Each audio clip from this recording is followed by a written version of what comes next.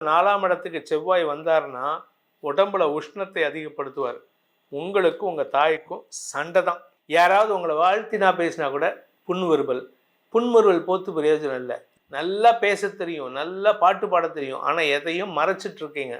இது சிக்கல் என்னன்னா, இளம் வயது ஆண் பெண்கள் தங்களுடைய வேலை சம்பந்தமாக எடுக்கும் முயற்சிகளில் ஒரு பெரிய வெற்றியை பெறுவதற்கு வாய்ப்பு இருக்கு. குரு மிதுன ராசியிலிருந்து தன் பார்வையை கொடுக்கிறார். குரு மங்கள யோகம் ஏற்படுகின்றது. ஆனால் செவ்வாய்க்கு சனியின் பார்வையும் வருது. பொதுவாக நம்ம ஏற்கனவே சொல்லியிருக்கோம், சனி பார்வையில் செவ்வாய் இருந்தாலோ செவ்வாய் பார்வையில் சனி இருந்தாலோ உலக அளவில் உயிரிழப்புகள் ஏற்படும் அப்படின்னு சொல்லிட்டு. ஆனால் இப்போ அது ரொம்ப இருக்காது. என்ன சார் முன்னுக்கு பின் முரணா பேசுகிறீங்க? முன்னுக்கு பின் முரணா பேசலை, இருக்கிறத சொல்கிறேன். ஏன் அப்படின்னா, ஓம் ஸ்ரீ குருப்யோ நமகா. ஹரிஹி ஓம். ஜெய் புவனேஸ்வரி.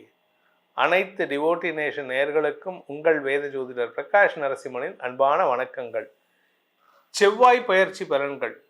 இந்த செவ்வாய் பயிற்சி பலன்கள் அனைத்தும் பொது பலன்கள் மட்டுமே. திருக்கணித பஞ்சாங்க முறைப்படி கணிக்கப்படுகின்ற இந்த பலன்கள் உங்களுக்கு சாதகமாகவோ பாதகமாகவோ நடந்திட உங்களுடைய ஜனனகால ஜாதகம் மற்றும் தசாபுக்திகள் துணை நிற்க வேண்டும்.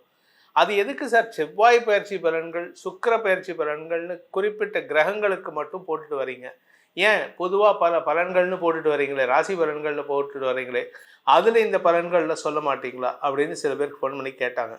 ஆக்சுவலாக இது எதுக்காக சொல்கிறது அப்படின்னா, சுக்கிரன் ஒரு விதத்தில் இம்பார்ட்டண்ட், முக்கியமான கிரகம். அதே மாதிரி செவ்வாயும் ஒரு விதத்தில் இம்பார்ட்டண்ட்.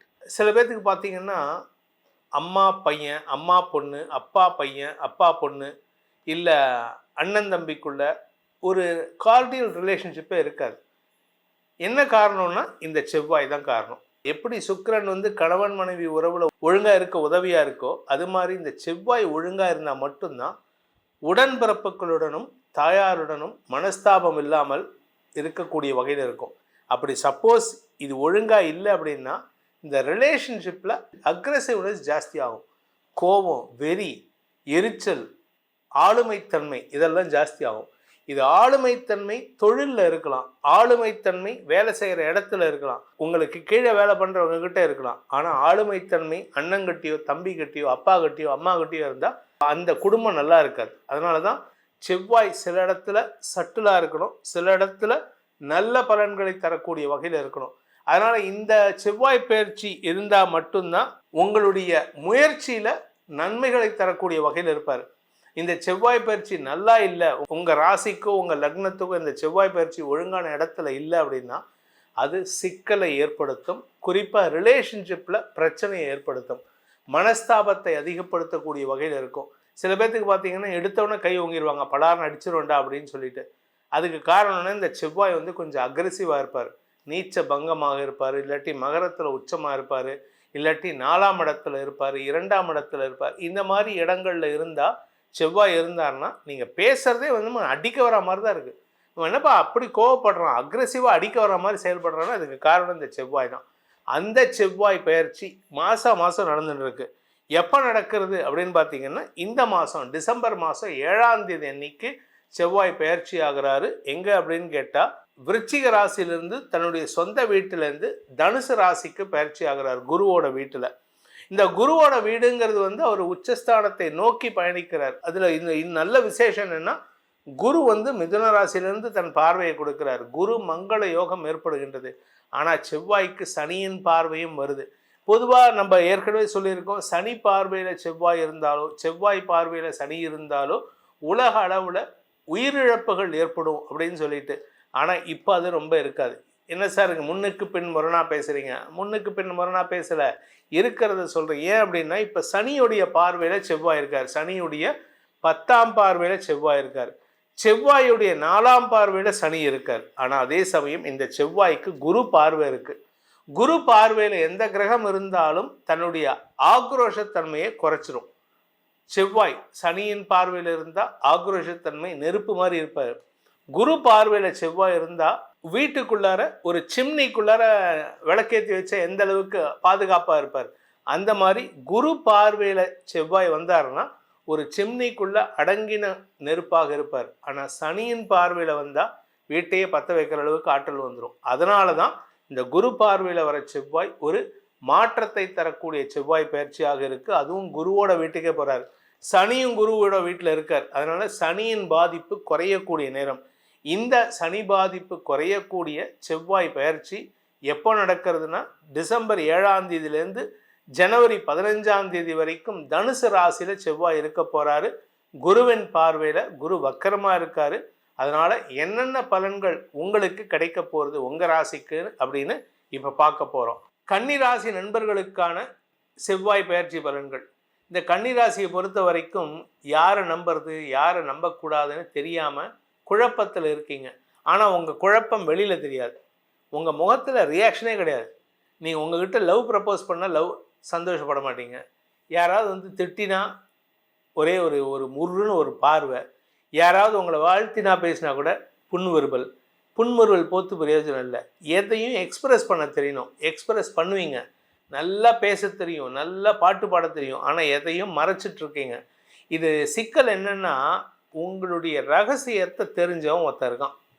அது உங்கள் நண்பனாக இருக்கலாம், உங்கள் ஃப்ரெண்டாக இருக்கலாம், உங்கள் கலீகாக இருக்கலாம், உங்கள் கூட படிக்கிற குழந்தைங்கள பசங்களாக இருக்கலாம், இல்லை உறவுகளாக இருக்கலாம். இவங்களால் உங்களுக்கு பாதிப்புகள் வரக்கூடிய சூழ்நிலை இருக்குது. இது எங்கே பாதிப்பை ஏற்படுத்தும்னா தாய் வழியில்.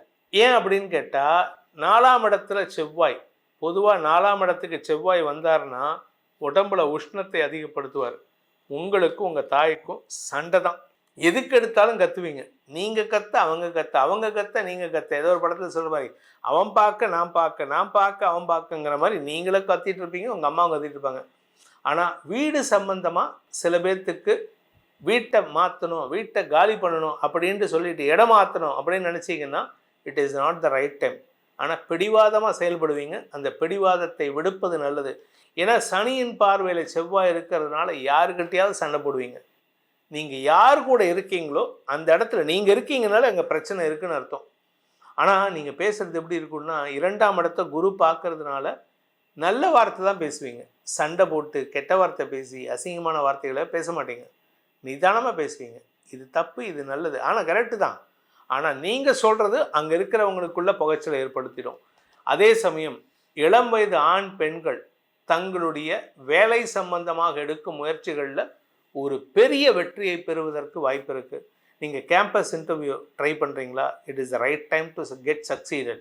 நீங்கள் வெளியில் போய் ட்ரை பண்ணுறீங்களா, இன்டர்வியூ ட்ரை பண்ணுறீங்களா, யூ வில் சக்சீட். அதே சமயம் பதவி கிடைப்பதற்கு வாய்ப்பு இருக்குது. அதாவது யாருக்கு? அரசியல் துறை சார்ந்தவர்களுக்கு பதவி கிடைக்கிறதுனால நீங்கள் தமிழ்நாட்டை விட்டு டெல்லிக்கோ இல்லை பஞ்சாபுக்கோ இல்லை ஹரியானாவுக்கோ மகாராஷ்டிராவுக்கோ ஏதோ ஒரு இடத்துக்கு இடமாற்றம் ஏற்படுறதுக்கு வாய்ப்பு இருக்குது. அதாவது வெளிமாநில அப்சர்வராக போகிறதுக்கு வாய்ப்பு இருக்குது. உங்களுக்கு உண்டான மதிப்பு கிடைக்கக்கூடிய நேரம். ஆனால் மதிப்பு கிடைச்சாலும் எதிரிகள் தொல்லை அதிகரிக்கக்கூடிய நேரம் இருக்குது. அதனால் கவனமாக இருங்க. யாருக்கிட்டையும் சண்டை போடாதீங்க. இந்த செவ்வாய் பயிற்சிங்கிறது வந்து டிசம்பர் 7லேருந்து ஜனவரி 15 வரைக்கும் உங்களுக்கு இருக்குது. இந்த கன்னிராசியை பொறுத்த வரைக்கும் கன்னிராசி நண்பர்களுக்கான பரிகாரம் அப்படின்னு பார்த்தீங்கன்னா, நீங்கள் செவ்வாய் பயிற்சிக்கு வந்து நீங்கள் வழிபட வேண்டிய தெய்வம் அப்படின்னு பார்த்தீங்கன்னா முருகப்பெருமானை வணங்க வேண்டும். திருத்தணி முருகப்பெருமானை வணங்க வேண்டும். திருத்தணி முருகன் வழித்துணை வருவான், உங்கள் கூடவே வருவான். அவன் எப்படி வந்து கிருஷ்ணர் வந்து உத்தவ கீதையில் சொன்னாரோ, நான் ஸ்தித பிரக்னா உங்கள் கூடவே சாட்சி பூதமாக நிற்கிறேங்கிற மாதிரி நீங்கள் திருத்தணி முருகனை வழிபட்டுட்டு வாங்க. நீங்கள் எங்கெல்லாம் போகிறீங்களோ உங்கள் பக்கத்தில் லெஃப்ட் சைடில் உங்கள் ஹிருதயத்துக்கு பக்கத்தில் பார்த்தீங்கன்னா முருகப்பெருமான் சாட்சி பூதமாக நின்று கொண்டே இருப்பார். இந்த செவ்வாய் பயிற்சியானது உங்களுடைய தனிப்பட்ட ஜாதகத்துக்கு எப்படிப்பட்ட பலன்களை நல்கக்கூடிய வகையில் இருக்குது அப்படின்னு தெரிஞ்சுக்கணும்னு ஆசைப்படுறவங்க கீழே கொடுக்கப்பட்டுள்ள தொலைபேசி எண்களில் தொடர்பு கொண்டு பலன்களை அறிந்து கொள்ளலாம். இதன் மூலமாக உங்களுடைய வாழ்க்கையில் ஏற்படக்கூடிய ரிலேஷன்ஷிப் பிரச்சனைகளையும், குறிப்பாக உறவுகளுக்குள்ள உங்கள் மனஸ்தாபங்களை குறைப்பதற்கும், வேலை செய்கிற இடத்துல உங்களுடைய ஆக்ரோஷத்தன்மையை குறைப்பதற்கும் இது உதவிகரமாக இருக்கும். அதே சமயம் சில பேர்த்துக்கு வந்து தேவையில்லாமல் போலீஸ் கேஸு வழக்குன்னு இல்லாமல் இருக்கிறதுக்கும் இது உதவிகரமாக இருக்கும். இதன் மூலமாக உங்களுடைய எதிர்காலம் சிறப்பாக இருக்கிறதுக்கு உதவிகரமாக இருக்கும் என்பதை சொல்லி உங்கள் அனைவருக்கும் நல்வாழ்த்துக்களை தெரிவித்துக் கொண்டு உங்களிடமிருந்து விடைபெறுவது உங்கள் வேத ஜோதிடர் பிரகாஷ் நரசிம்மனின் அன்பான வணக்கங்களுடன். நன்றி, வணக்கம்.